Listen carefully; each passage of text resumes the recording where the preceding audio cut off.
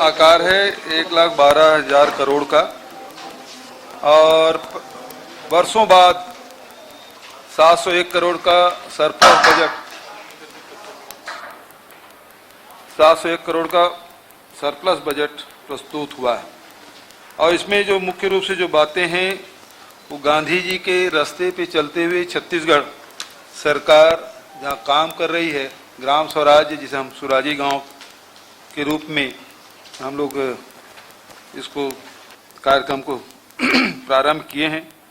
और उसी प्रकार से वर्धा के तर्ज पर सेवाग्राम बनाने के लिए 100 करोड़ अनुमानित लागत है, इसकी स्वीकृति। साथ ही जो किसानों के हर साल हम लोग राजीव गांधी किसान न्याय योजना की राशि दे रहे हैं, इस साल भी बजट में 6,000 करोड़ का प्रावधान है। बस्तर में जो वहाँ के जो लोग कृषि कार्य के लिए, व्यवसाय के लिए, उद्योग के लिए या शासकीय भवनों के निर्माण के लिए जमीन की अनुपलब्धता एक बड़ी समस्या थी। उसे दूर करते हुए नारंगी क्षेत्र की जो जमीन है जो वर्षों से लंबित है, वो 30,000 हेक्टेयर से भी अधिक भूमि राजस्व मद में दर्ज किया गया है। तो अब उद्योग वगैरह लगाना भी है या भवन निर्माण करना है तो उसके लिए किसानों की जमीन लेने की आवश्यकता नहीं पड़ेगी, जिसके कारण से लगातार परेशानी होती है।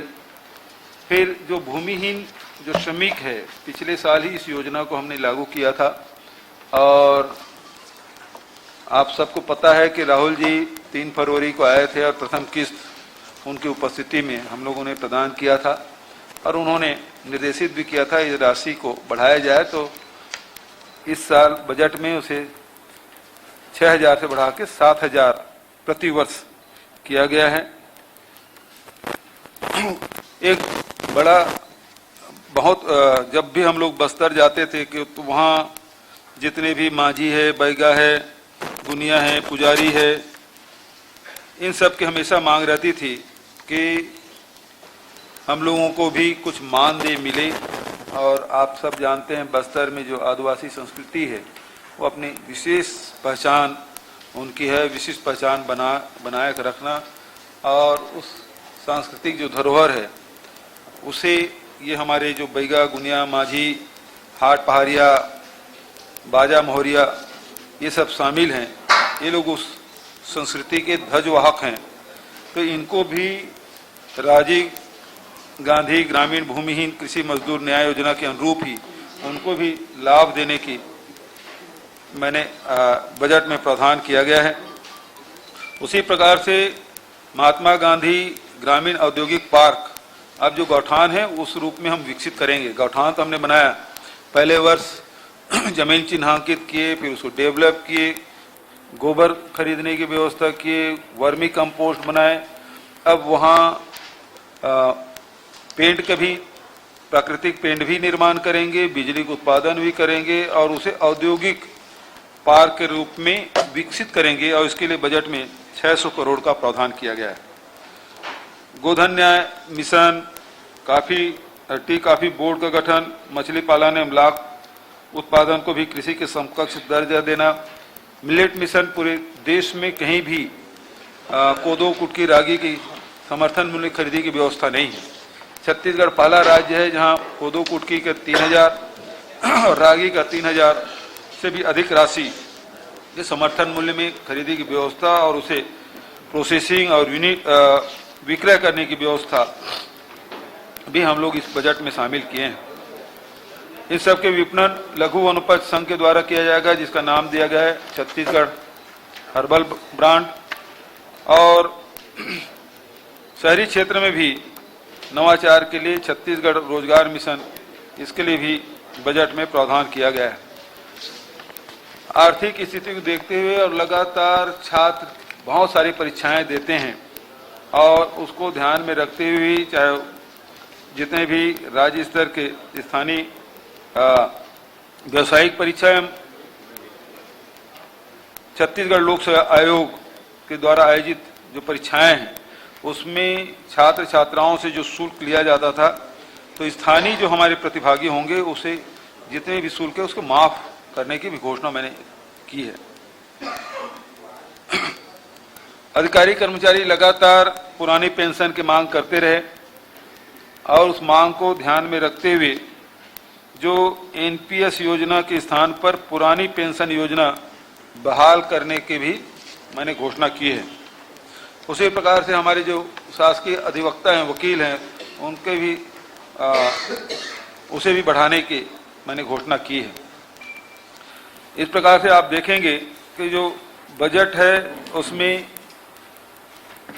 2021-22 के स्थिर भाव पर राज्य में कृषि क्षेत्र में 3.88%, औद्योगिक क्षेत्र में 15.44% और सेवा क्षेत्र में 8.54% की वृद्धि है। तो इसमें जो कृषि और सेवा क्षेत्र वो तो राष्ट्रीय औसत के बराबर है, लेकिन औद्योगिक क्षेत्र में 3.64% अधिक है। उसी प्रकार से आप देखेंगे कि पिछले साल के प्रचलित भाव पर राज्य सरकार के जो सकल घरेलू उत्पाद है उसमें 3,52,161 करोड़ से बढ़कर वर्ष 21-22 में 4,61 करोड़ पुनः अनुमानित है, जो पिछले वर्ष की तुलना में 13.60% अधिक है। 2021-22 में अनुमानित प्रति व्यक्ति आय जो 1,05,778 रुपये की तुलना में 2021-22 में 1,18,401 रुपया अनुमान है, जो कि विगत वर्ष की तुलना में 11.93%, लगभग 12% अधिक है। केंद्रीय कर में अब लगातार हमारी जो हिस्सेदारी है उसमें लगातार कमी आती गई। आप देखेंगे कि किसी भी राज्य सरकार के बजट में केंद्रीय जो कर के जो हिस्सा है वो अधिक रहता था, राज्य के हिस्सा है वो कम होता था। लेकिन इस साल लगभग बराबर 44,573 करोड़ रुपया केंद्र शासन से प्राप्त होना अनुमानित है और वहीं हमारे राज्य सरकार से लगभग 44,500 करोड़। तो ये बराबर की स्थिति आ गई है। सबसे दुखद पहलू ये है कि जीएसटी में ये जून के बाद हम लोगों को मिलना बंद हो जाएगा। लगभग 5,000 करोड़ से भी अधिक राशि हम लोगों को इसका नुकसान उठाना पड़ेगा और जो भी उत्पादक राज्य है उसकी भी स्थिति यही है। तो इसमें भारत सरकार से हमने पहले भी कहा कि इसमें कुछ विचार किया जाए ताकि जो उत्पादक राज्य है उसके अर्थव्यवस्था में प्रतिकूल असर ना पड़े। जो हम लोगों को जो लगातार मितव्ययता और हम लोग जितने भी जो खर्चे हमारे हो रहे हैं उसको ध्यान में रखते हुए आय के स्रोत बढ़ाने में निरंतर हम लोगों ने कोशिश की और इस कारण से 44,500 करोड़ की प्राप्ति अनुमानित है, जो कि पिछले वर्ष की तुलना में 27% अधिक है। और जो कि भारत सरकार से जो हमको कर प्राप्त होगा उसमें केवल 1% वृद्धि का अनुमान है। कृषि क्षेत्र में तो लगातार आप देखे होंगे कि जब से हमारी सरकार बनी है, पहले साल हम लोगों ने पिछली सरकार तो केवल 12 लाख किसानों के धान खरीदी कर रहे थे और 57 लाख मीट्रिक टन खरीदा था, जबकि 2017 में जबकि हमारी सरकार बनने के बाद 83 लाख मीट्रिक टन, फिर 92 लाख मीट्रिक टन और इस साल 98 लाख मीट्रिक टन धान खरीदी हुई है, जो कि पिछले सरकार की तुलना में 9,77,000 किसानों की संख्या में वृद्धि हुई है और 41 लाख मीट्रिक टन धान खरीदी में भी बढ़ोतरी हुई है। हम लोगों ने जो धान को छोड़कर अन्य फसल ले रहे हैं उन किसानों को इनपुट सब्सिडी 10,000 रुपया और धान के किसानों को 9,000 रुपये प्रति एकड़। पिछले 2 वर्षों में 10,152 करोड़ की सहायता राशि 20 लाख से अधिक किसानों को दी गई थी। अब इस साल उस प्रावधान के लिए मैं पहले भी बताया कि 6,000 करोड़ का इस साल प्रावधान है। तो हमारी सरकार के प्रयास यही है, चाहे वो गन्ना उत्पादक किसान जो 271 रुपये क्विंटल में बेचते थे उसको 355 रुपये प्रति क्विंटल की दर से खरीद रहे हैं और इसके लिए भी बजट में 112 करोड़ का प्रावधान। चिराग मिशन है वो पूरे जो अनुसूचित क्षेत्र जिले हैं उसमें 25 ब्लॉकों में संचालित किया जाएगा, जिसके लिए इस साल 200 करोड़ का उसमें प्रावधान किया गया है। फसल बीमा के लिए भी प्रावधानित किया गया है। जो फलोद्यान है, सब्जी है, उसको भी लगातार बढ़ाने का हमारी सरकार की कोशिश, और इंटीग्रेटेड पैक हाउस की स्थापना की जाएगी और जिसमें अत्याधुनिक गामा विकिरण तकनीकी का उपयोग किया जाएगा। और उसी प्रकार से अभी भाभा एटॉमिक रिसर्च सेंटर के साइंटिस्ट आए थे, उनके साथ एमयू हुआ और उसमें जो फल है, सब्जी है, जो कीटनाशक जो हम लोग छिड़कते हैं सब्जी और फल में, तो उसमें दवाइयाँ का अवशेष रह जाते हैं, तो फोटोसैनिटरी प्रयोगशाला की स्थापना की जाएगी। कितना इसमें दवाई की मात्रा है तो उसको भी परीक्षण किया जाएगा और विदेशों में खासकर यदि इसकी मात्रा निश्चित मात्रा से कम हो तभी वो लोग वहाँ सप्लाई की जा सकती है, तो उसके भी उपयोग और ज़्यादा दिन तक के हमारे फल सब्जी सुरक्षित रह सके, इसके लिए भी हम लोग इस बजट में प्रावधान किए हैं।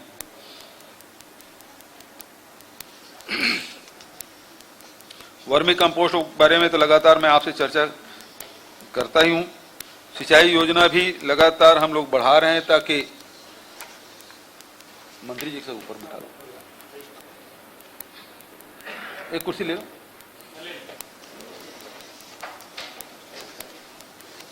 नहीं आप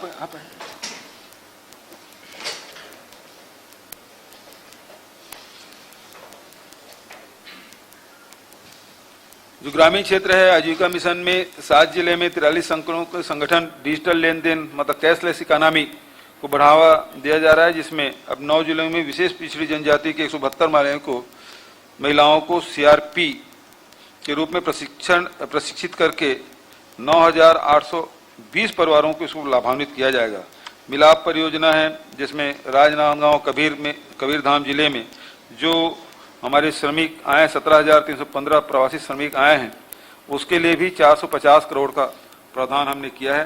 प्रधानमंत्री आवास योजना के अंतर्गत 8,22,832 आवास पूर्ण हो चुके, उस योजना के लिए भी बजट में 800 करोड़ का प्रावधान किया गया है। स्वच्छता मिशन के लिए भी प्रधानमंत्री ग्राम सड़क योजना के अंतर्गत भी और मुख्यमंत्री समग्र ग्रामीण विकास योजना 200 करोड़ और मूलभूत कार्य हेतु अनुदान योजना 260 करोड़ और 15 वित्त आयोग की अनुशंसा पर पंचायतों को अनुदान मद में 1,114 करोड़ का प्रावधान किया गया है। रेशम के बारे में जो लगातार हम लोग वैल्यू एडिशन कर रहे हैं, तो रैली कुकुन है जो सीधा बाहर चला जाता है, तो उसे धागाकरण और उसके बाद जो प्रोसेसिंग है उसके भी यूनिट यहाँ डाला जाएगा। बस्तर में वही रैली कुकुन मिलता है, बहुत कीमती, जो जिससे रेशम बनता है, उसके भी हम लोग यहाँ डालेंगे, जिसमें 200 स्वसहायता समूह को लाभ मिलेगा, उसके बैंक की स्थापना की जाएगी। तो इस प्रकार से उसे प्रशिक्षण और मशीन के उपकरण की सहायता भी इसके दी जाएगी। तो इससे निश्चित रूप से वहाँ की जो महिलाएं हैं उसको 6,000 से 7,000 रुपया के अतिरिक्त आमदनी हो सकेगा। कुम्हार परिवारों के लिए भी जो विद्युत चाक है उसकी भी व्यवस्था की गई है। पेयजल के लिए 1,000 करोड़ की व्यवस्था की गई है। और अटल नगर को बसाने की अब जिम्मेदारी हमारी है। अब इतना बड़ा स्ट्रक्चर खड़ा हो गया है लेकिन वहाँ पानी की व्यवस्था नहीं है, तो 106 करोड़ का उसमें व्यवस्था किया गया है। स्वामी आत्मानंद अंग्रेजी स्कूल के लोकप्रियता को देखते हुए हिंदी की भी मांग थी, तो 32 स्वामी आत्मानंद उत्कृष्ट हिंदी विद्यालय भी शुरू किया जाएगा। अभी तक अंग्रेजी माध्यम स्कूल में 1,35,000 बच्चे विद्यार्थी इसमें प्रवेश लिए हैं और उसमें जो हिंदी विद्यालय जो खोलेंगे उसमें 17,500 बच्चे इससे लाभान्वित होंगे।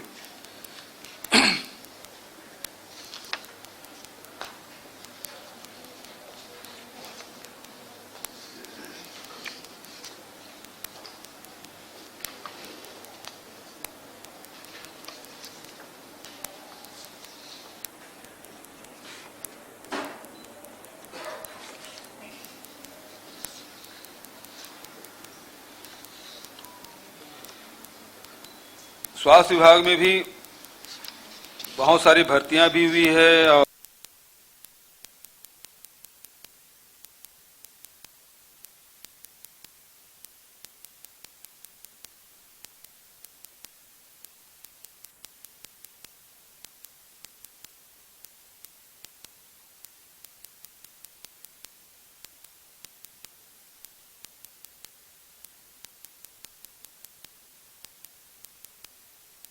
उपकरण खरीदी की भी इसमें व्यवस्था और 150 पदों की स्वीकृति। उसी प्रकार से रायपुर में स्नातक छात्र छात्राओं के छात्रावास निर्माण एवं कर्मचारियों के आवास की भी इसमें व्यवस्था की गई है। कैंपस से लगातार जो नालों के उपचार जो नरवा योजना है उसमें 1950 नालों को उपचारित करने के लिए 300 करोड़ के उसमें भी प्रावधान किया गया है। पहले केवल 7 लघु अनुपज खरीदे जाते थे, अब 65 लघु अनुपज खरीद रहे हैं। 2018 में आपको पता होगा कि 3 करोड़ 81 लाख रुपये की ही लघु अनुपज खरीदी होती थी। अब हम लोगों के प्रयास से 2020-21 में 103 करोड़ के लघु अनुपज की खरीदी की व्यवस्था की गई है। कोदोकुट की रागी के बारे में भी मैं आपसे चर्चा कर चुका हूँ। जो नगरीय सुविधाएं हैं जिसमें जेनरिक मेडिसिन जो हमारी Shri Dhanvantari generic medical store है इसके काफ़ी सफल रहा है और इसमें जो लाभान्वित होने वाले परिवार हैं जिसमें 17 करोड़ की जो दवाई है उसमें 10 करोड़ तक की उसको छूट मिली है, उसका लाभ उन्हें मिला है। अब इसे बढ़ाकर सभी नगरीय निकायों में हम लोग करेंगे, उसको बढ़ाने की हम लोग कोशिश। और उसी प्रकार से जो मुख्यमंत्री शहरी स्लम स्वास्थ्य योजना है जो 14 नगर निगम में 60 मोबाइल एम्बुलेंस और दाई दीदी क्लिनिक का संचालन किया जा रहा था, इस योजना की भी सफलता को ध्यान में रखते हुए समस्त नगर पालिका एवं नगर पंचायतों में भी लागू किया जाएगा, जिसमें 50 करोड़ का प्रावधान है। शहरी क्षेत्र में मोर जमीन मोर मकान मोर चिन्हारी इस योजना के लिए 450 करोड़ का प्रावधान है। आर्थिक गतिविधियों को गति प्रदान करने के उद्देश्य से नगरीय निकायों के संपत्ति के ऑफसेट वैल्यू को कलेक्टर गाइडलाइन में निर्धारित दर से 30% कम किया गया है। मिशन अमृत मिशन 2.0 में उसमें भी स्वच्छता और घरों में नल कनेक्शन प्रदान के लिए 200 करोड़ और जल आवर्धन के लिए 380 करोड़ का प्रावधान है। ट्रीटमेंट प्लांट जो सीवरेज ट्रीट प्लांट के लिए कोरबा, दंतेवाड़ा, शक्ति, सूर्य नारायण, चंद्रपुर में भी 20 करोड़ का भी प्रावधान किया गया है। राजी युवा मितान क्लब का गठन ग्रामीण क्षेत्र में 11,664 समिति और नगरीय क्षेत्र में 1,605 क्लबों का गठन किया जाएगा। इसके लिए 75 करोड़ का प्रावधान है, जिसमें उन क्लबों को प्रत्येक क्लब को साल भर में 1 लाख रुपया दिया जाएगा। नारायणपुर का मलखम्ब बहुत प्रसिद्ध है और वहाँ के बच्चे जो पारंपरिक रूप से खेल कहें तो महाराष्ट्र का है, लेकिन हमारे नारायणपुर के बच्चे राष्ट्रीय स्तर पर प्रदर्शन कर रहे हैं, प्रथम पुरस्कार पाते हैं। तो मलखम्ब अकादमी की स्थापना के लिए 2 करोड़ 83 लाख का प्रावधान। टेनिस अकादमी के लिए भी 1 करोड़ 70 लाख का प्रावधान है। जनप्रतिनिधियों के जो अपने क्षेत्र में जो त्वरित रूप से विकास कार्य की जो मांग होती है, पहले 2 करोड़ था उसे बढ़ाकर 4 करोड़ रुपया कर दिया गया है। जिला पंचायत के अध्यक्षों को भी जो है उसे 15 लाख, उपाध्यक्ष को 10 लाख, सदस्यों के 4 लाख प्रति वर्ष के मान से। और जिला पंचायत विकास निधि योजना जनपद अध्यक्षों को 5 लाख, उपाध्यक्षों को 3 लाख, सदस्यों को 2 लाख, इसके लिए भी प्रावधान। साथ ही जिला पंचायत, जनपद पंचायत, ग्राम पंचायत के पदाधिकारियों को मानदेय में भी वृद्धि की गई है। जिला पंचायत अध्यक्षों को मानदेय 15,000 से बढ़ाकर 25,000, जिला पंचायत उपाध्यक्षों को मानदेय 10,000 से बढ़ाकर 15,000, जिला पंचायत सदस्यों के मानदेय 6,000 से बढ़ाकर 10,000 और जनपद पंचायत अध्यक्षों को मानदेय 6,000 से बढ़ाकर 10,000। जनपद पंचायत उपाध्यक्षों को मानदेय 4,000 से बढ़ाकर 6,000, जनपद सदस्यों को मानदेय 1,500 था उसे बढ़ाकर 5,000। सरपंचों को भत्ता 2,000 था उसको 4,000 किया गया। पंचों का 200 रुपये से बढ़ाकर 500 रुपये प्रतिमाह किया गया है। इसके लिए भी राशि की व्यवस्था की गई है। जो अधिसूचित क्षेत्र है जहाँ रेत खदान संचालित हो रहे हैं वो पंचायतों जो भी राज्य सरकार के द्वारा जो नीलामी की गई थे उन क्षेत्रों में पंचायतों के द्वारा किए जाने की मैंने घोषणा की है और वहाँ कोई भी पंचायतों की सहमति के बिना कोई खदान संचालित नहीं होगा। सबसे बड़ी बात है कि अबूझ माड़ जो कि अभी तक के असर्वेक्षित था उस दिशा में एक महत्वपूर्ण कदम हमने उठाया। अभी तक के 9 गांव के सर्वे करके 676 किसानों का अस्थायी भू अभिलेख दिए जा चुके हैं और बचत जो 237 जो ग्राम हैं उसको सर्वेक्षण करके वहाँ के जो किसान हैं उनको भी पट्टा देने का काम हमारा होगा। नवीन तहसील भी बनाए हैं, अनुभाग भी बनाए हैं और साथ ही जिला जो बनाए हैं उसके लिए भी पदों की स्वीकृति प्रदान की गई है। जो ब्लॉक मुख्यालय में अधिकारी कर्मचारी रहते हैं उसके लिए आवास की भी व्यवस्था और साथ ही जो मानव तस्करी की रोकथाम के लिए राज्य स्तर पर एंटी ह्यूमन ट्रैफिकिंग ब्यूरो और सतर्कता के शिकायत सेल का गठन किया जाएगा, उसके लिए भी नवीन पद। और बस्तर में जो उस समय उसे कौन सा फोर्स बोलते थे, नहीं बस्तर में जो सहायक आरक्षक DRG के तहत जिनको भर्ती किया गया था उनके लगातार उनके आंदोलन भी चल रहे थे और मांग भी थी और उसको भर्ती तो कर लिया गया था लेकिन उसके कोई प्रमोशन की कोई व्यवस्था नहीं थी। तो बस्तर संभाग में कार्यरत सहायक आरक्षकों को वेतन भत्तों तथा पदोन्नति का लाभ देने के लिए डिस्ट्रिक्ट स्ट्राइक फोर्स के नाम से नवीन कैडर का गठन किया गया इस बजट में। बिलासपुर और जगदलपुर के एयरपोर्ट के सुरक्षा आयुक्त नवीन पद के भी बहुत सारे नवीन चौकी थाने उन्नयन किया गया है। शहीदों के सम्मान में रायपुर में छत्तीसगढ़ अमर जवान ज्योति स्मारक की स्थापना, पुलिस मेमोरियल टावर एवं अन्य निर्माण कार्य के लिए भी बजट में प्रावधान किया गया है। सड़कों के निर्माण के लिए भी कोई राशि की कमी नहीं है, 6,638 करोड़ का प्रावधान है, जबकि इसके अतिरिक्त भी 16,000 करोड़ के से अधिक लागत के सड़क एवं पुल निर्माण का कार्य निर्माणाधीन है। राजमार्गों के निर्माण हेतु 228 करोड़, जिला मुख्यालय सड़क निर्माण हेतु 458 करोड़, ग्रामीण मार्गों हेतु 810 करोड़, बृहद एवं मध्यम निर्माण के लिए पुल निर्माण के लिए 315 करोड़, शहरी क्षेत्र के लिए भी 659 करोड़, नवीन कार्य के लिए 502, सड़क कार्य के लिए 365 करोड़, 134 बृहद एवं मध्यम पुल निर्माण हेतु 103 करोड़, 8 नवीन शासकीय विश्राम गृह के लिए 3 करोड़, 15 रेलवे ओवरब्रिज के लिए 8 करोड़ 65 लाख। इस प्रकार की व्यवस्था की गई है। पहली बार वर्षों बाद सरप्लस बजट प्रस्तुत किया गया है। आप लोगों की तरफ कोई सवाल हो तो सादर आमंत्रित। मुख्यमंत्री जी, मैं सामने इधर राइट साइड में सर, इधर सामने। मुख्यमंत्री जी, मैं योगेश मिश्रा हूं सुदर्शन न्यूज चैनल से। पहले तो आपको बधाई, आपने वित्तीय वर्ष का बजट जो है आगामी का पेश किया है।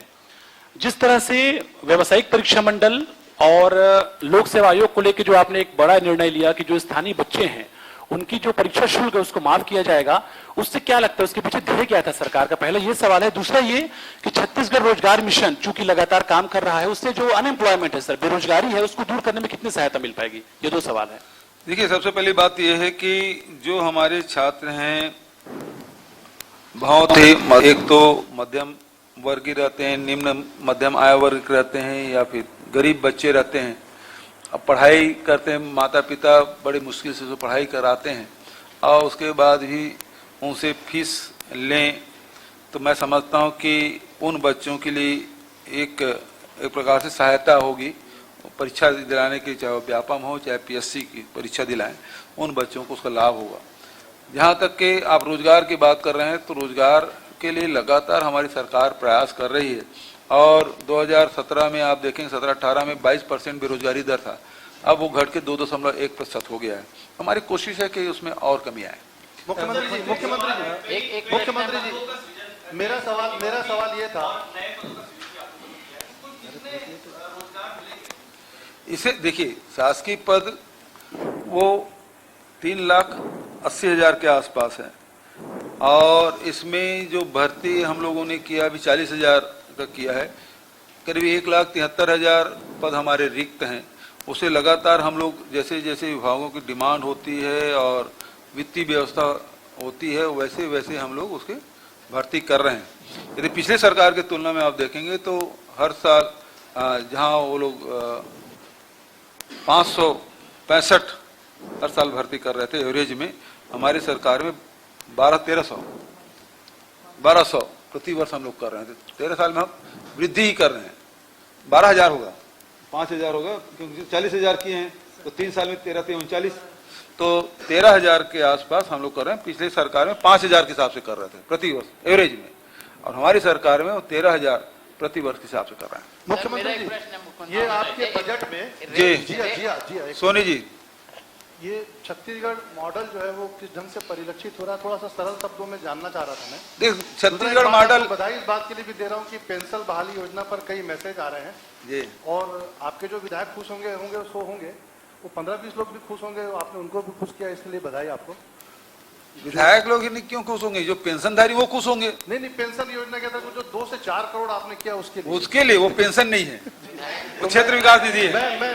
मैं वो छत्तीसगढ़ मॉडल को छत्तीसगढ़ मॉडल यदि एक लाइन में आप समझें जी, तो ये है कि छत्तीसगढ़ मॉडल ये है कि आम जनता के जेब में पैसा जाना चाहिए,